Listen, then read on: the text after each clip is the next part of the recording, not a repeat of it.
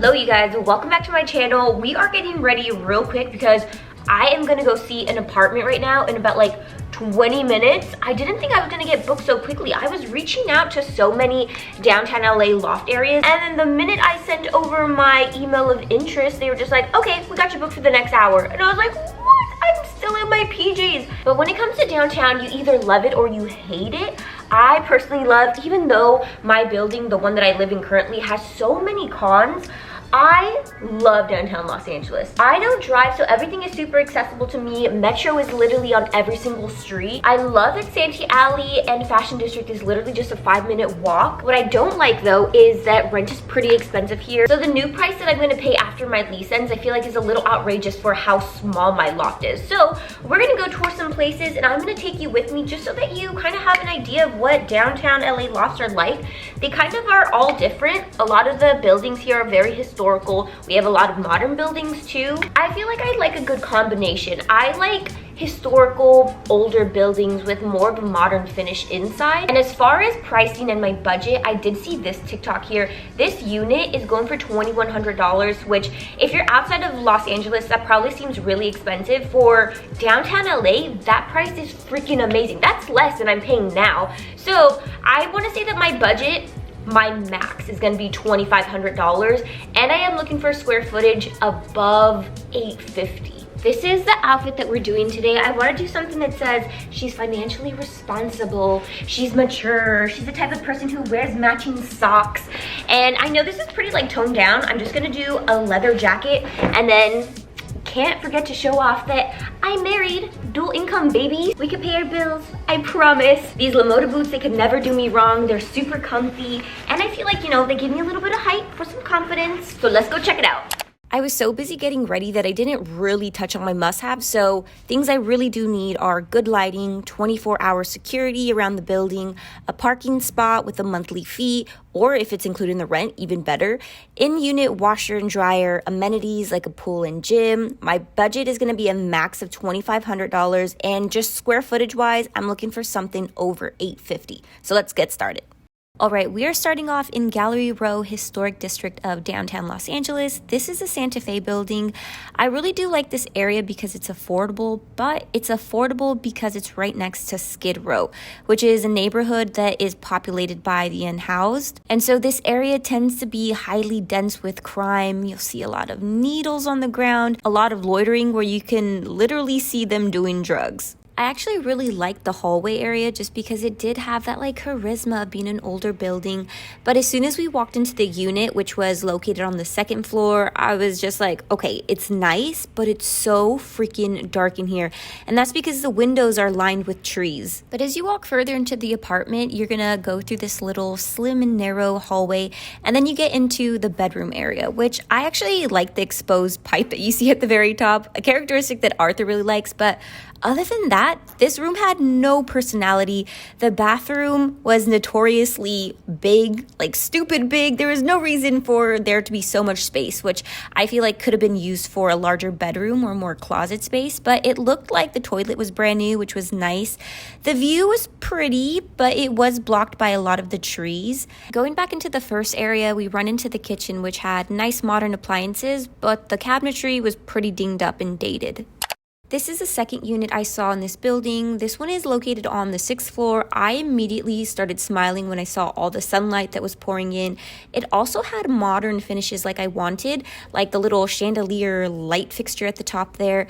Wasn't too crazy about the white cabinetry, but do you see those floors? That is the type of personality I want to see in these historical buildings. And then as you continue on, you run into the bedroom area, which again was covered in that very pretty tile flooring. The bathroom was an awesome sized, and I love that it had a tub because a lot of the lofts that I've checked out in downtown tend to have the stand-in shower, so that was a plus for sure. This was the only closet space in this unit, which Arthur and I would have to share, so that would make it a little hard since I literally buy and style clothes for a living, but that's pretty common for this area. So as we head back to the front, you can see outside of the window, it comes with its own personal balcony, which I love. I feel like this would be perfect for watching the sunset or people watching.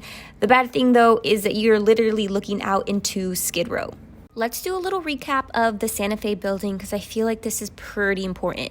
So absolutely no utilities are included. A monthly parking spot is $200. There is no in-unit washer and dryer, so every floor has its own communal laundry facility, and there isn't a gym or pool. I do go to the gym pretty often, and I don't go to the pool very often, but I like having the choice if I want to go or not. So unfortunately, these definitely are some deal breakers for me, so I am crossing off Santa Fe building altogether. Our next building is Santicore, and we are inching closer to Fashion District where I really want to be, but it's still bordering Skid Row. I love all the colors of the buildings here. They do have more of a community established here because they have an art gallery on the first floor, a little liquor store, a courtyard, and coffee shop. They just have a whole bunch to do here. And while you're standing there, your eyes just direct you straight up because of how tall the buildings are. So there are a lot of floors and a lot of units. And for the most part, it does seem pretty clean. And I have actually checked out a few of these units and I know I do like them because they have more of an industrial feel. So let's check out unit number 1. It was so funny walking into this unit because this is the second time I've toured this unit. The first time was about 3 years ago when I first moved to downtown Los Angeles and I was checking out buildings. And the first time around, I was in love with this unit. I didn't care how dark it was. It was just something so different and so big. Only I wasn't able to afford that price tag of 2.2K. So I feel like I had my, oh my gosh, I made it moment because now I can't afford this. But talking about specs, this place is over 1,000 square feet. And for a price tag of 2.278, that is very reasonable in downtown Los Angeles. So I was pretty tempted, but it's just so dark. I saw this apartment unit pretty early in the day. I think it was like noon or 1 o'clock. And we're not getting very much light. And I depend on natural sunlight when I'm filming my videos. So this is just not doing it for me. The kitchen is somewhat big and Arthur and I don't cook at all. So I don't really need this much kitchen space and it is a little dated. But just looking out the window here, it is on the second floor, so it's pretty damn close to the street. And if you know downtown Los Angeles, the closer you are to the street, it is gonna be loud, super loud. So the higher I can be, the better, even though, yes, I know, noise travels up, but at least you hear less of it. This unit also had its own separate bedroom that has sliding doors, so I love the sense of privacy that it had. And it does have like that industrial feel with the exposed pipe at the very top there. And then inside it does have just a general closet, nothing too special about this. And then I love this, I don't know if it's concrete or wood, I really couldn't tell, but I feel like that's such a statement piece. And I feel like it would be perfect for styling videos where I can show a fit from head to toe and not have to crop anything out. But then here's just me trying to visualize my life in this unit. But ultimately I could see my life here, but I was still on the fence. The second unit, I'll just tell you straight up, it was such a weird layout. As soon as you walk in, you're greeted by this concrete wall. And then to the right, you have the bathroom, which is a pretty decent size. That bathtub, I was like, hell yes, I definitely want that. And then to the left there, we have the rest of the unit. So this is more like the main area with the kitchen. Love the high ceilings. Again, how industrial it is with the exposed pipe. All the kitchens really do look the same. They just have that darker, is that cherry wood? And then the silver appliances. I mean, I don't hate it. I'm just not totally vibing with it. Also, this is on the 5th floor, so we do have a better view. And then as we continue walking here, we have this little alleyway, which I thought was an extra room, or I guess it could be like a walk-in closet. But then I was thinking, oh my gosh, this would be an awesome gaming room. And then I was trying to look for outlets. This little area here has not a single freaking outlet. So it isn't functional to me whatsoever. It just doesn't really make sense. Maybe you can squeeze a bed in there and make it a little bedroom nook. But come on, my life as a content creator, I need some outlets. Let's sum up Santicore. I actually really like this area. I feel like the units are reasonably priced. They have a freaking basketball court. You just don't see that in downtown Los Angeles, but they have really cool amenities. Their gym, I wish I could have showed it off, but they have such a modern gym. Like I said, love the sense of community that they have. It's walking distance to Fashion District. Not even walking distance. You can literally just cross the street and it's literally there. Only thing is that they don't have an in-unit washer dryer, which is kind of a must-have for me. Next up is the SB building. They actually have 5 buildings in downtown Los Angeles, and they're kind of a bit closer to the heart of downtown LA. So we are headed to SB Main to check out this unit. And when I tell you, this is my dream unit. When I walked in, I was smiling from ear to ear. I was like, yes, this is it. This is the one that I want. I'm just going to put in an application. And the leasing agent assured me it was within my budget. Again, I'm at $2,500. This unit is going for a little over $3,000. So I try to get all the numbers as far as utilities in the parking, and per month I'd be looking at paying $3,600, which is way out of my budget. So I was really sad. This guy was also interested in this unit. He was coming from the OC, so I was like, he could probably afford it. But this place had it all. Everything from the storage space, the exposed brick, the views. It was on the 6th floor. It was everything I wanted. It was just kind of a shame it wasn't within my price range. So you saw all of the open space there. It has its own separate bedroom that's closed off by a door. So again, love the privacy that it has. And this unit has 2 freaking bathrooms. Are you seeing this walk-in closet? Literally, for all the clothes I have, this would have been absolutely perfect. And then here's that second bathroom that I was telling you about. It is fairly small, but I would rather have a smaller bathroom than like a stupid big one. I also did let the leasing agent know that I was interested in the spiral staircases that some of their units had. So that is where we're headed next. Let's go check it out. Our next unit is on the 10th floor, so I knew it was going to have a good view. Only con is that it's literally right next to the trash chute and the stairway. So that means we're going to hear people left and right. Oh, also, there's a little maintenance room there too. But look at this. Again, the exposed brick, the spiral staircase. And for being on the 10th floor, this view is not what I was expecting. It actually faces inside the building, so you're just getting a view of the other units across from you. But I mean, the sunlight wasn't too bad. I did like that the kitchen was pretty minimal and it's just that little block there. This was a pretty weird closet. I was having trouble opening it, so she had to come in and help me, and we both couldn't figure it out. But there was the furnace there, and then that little area right there. That's all that is. So I wouldn't really know what to put there. Maybe make it a little pantry. And also the bathroom is right next to the kitchen, which I'm not a fan of that. I don't want to know that there's people peeing and pooping right where you should be cooking. So that didn't sit very well with me. But this place was pretty big. It was 1,200 square feet. So off to the side on the first floor, there's a little bedroom that has its own bathroom and then general closet space. The bathroom was very modern, very clean, has a bathtub. Definitely didn't look dated. So really like that. This is the view from outside of the window. It isn't the city view that I would have preferred, but at least light isn't an issue. It seems to be consistent in here. Then we headed up the spiral staircase, and this is where it got a little bit dark just because we don't have any windows up here, but this is the loft area. It's kind of just one big square with a little pillar right in the center. And so it was really dark, and that's because the lights weren't working back here, but it does have a track of light. So it wouldn't be this dark every day. But I did really like this unit despite not having the city view, but I did keep it on my maybe list to revisit later. All right, recap time for the SB buildings. It just sucks because these were probably my favorite units that I've toured so far, and they're just going through new management right now. So the leasing office is being a little bit neglectful, so I don't think it would be the smartest to become a new tenant at any of their buildings, but I'll touch up on that a little bit at the end of the video. So I am going to leave SB on my maybe list, but I am leaning a little bit more towards no. The last building we're going to check out, and the one that I'm most excited about, is the Maxfield building. A few of my favorite YouTubers used to live in this building. They would rave about it. So I just had to schedule an appointment, and it's right in freaking Fashion District. Literally just down the street there is Santee Alley, and I'm literally there all the time to buy fabric, to get agua frescas and their hot dogs. But Fashion District is definitely where I want to be. You see a lot of the fabric vendors there, wholesalers, sample sales happen here. So it's just a place to be for me.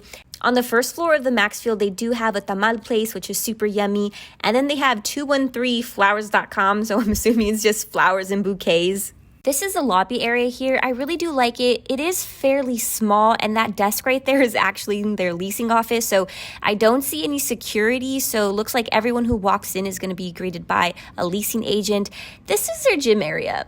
I am so sorry, but this is just sad. They had like 2 treadmills there. We're headed to our first unit, which is literally right next to the elevator. I don't know how awesome that would be because I would have to hear everyone who comes on and off of the floor. But here's our first unit. It's going for $24.96 and is a little over 700 square feet. I do feel like that price tag is a little too high for such little square footage, but the kitchen is really nice. This is the first time that I've seen lighter wood in a kitchen, so that was pretty exciting to see. The bathrooms in this building are freaking beautiful. Do you see that bathtub and the sliding doors? I just loved how modern it was, and I thought it was really smart that they put the washer and dryer inside of the bathroom. And then these pillars are pretty notorious in downtown LA apartments. I personally think they take up too much space, but I get it. It's like needed for the infrastructure of the building. And the parking is right outside. So they do have a little like valet attendant who watches it overnight. But I don't know how I would feel about leaving my car overnight outside. Here we have the rooftop. There's no swimming pool, but there is a jacuzzi that neighbors the penthouse resident there. So there really isn't much privacy.